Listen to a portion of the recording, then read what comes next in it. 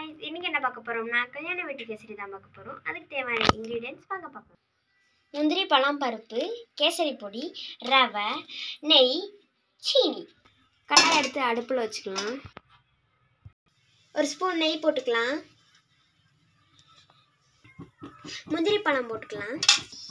நெய்ல நல்லா வறுத்துக்கலாம். விடுமா. இப்போ அதை தனியாக எடுத்து வச்சுக்கலாம். ஒரு கப் ரவையை நெய்யில் வறுத்துக்கலாம்.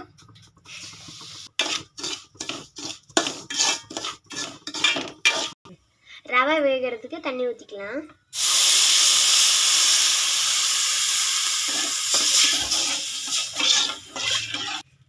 கிண்டி விட்டுக்கலாம்.